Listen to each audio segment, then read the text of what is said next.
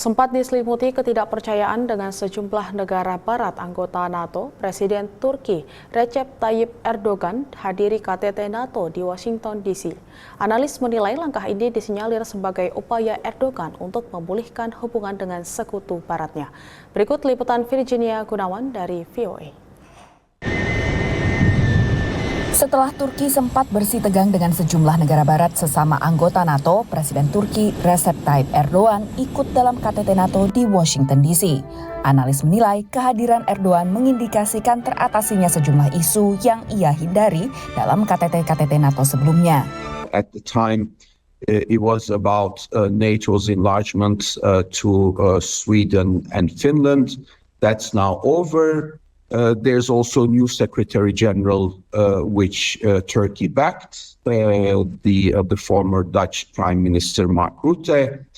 And by and large, Turkey is online with the slick decisions that will relate to NATO support to Ukraine. Untuk pertama kalinya Swedia hadir dalam KTT NATO setelah keanggotaannya sempat lama tertahan, terutama karena penolakan dari Turki. Tahun sebelumnya, Finlandia menjadi anggota ke-31 dari NATO setelah Turki juga mengakhiri penolakan keanggotaan Finlandia.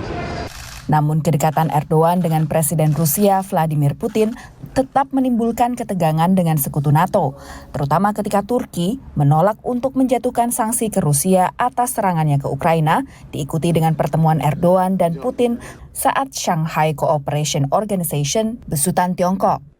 There's an understanding that as a country that neighbors Russia, that has a number of interdependencies, this is something unavoidable. However, in return, Turkey is also quite cautious in not crossing the red lines set by the US and by EU in terms of the current Russia sanctions.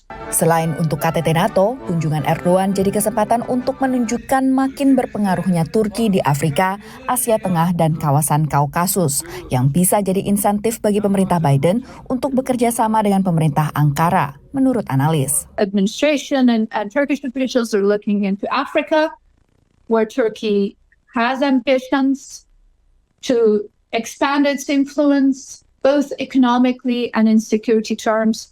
There is a renewed attention on Central Asia, and of course, an effort to see if there could be more in the Balkans when it comes to Turkey and US supporting stability and EU enlargement process.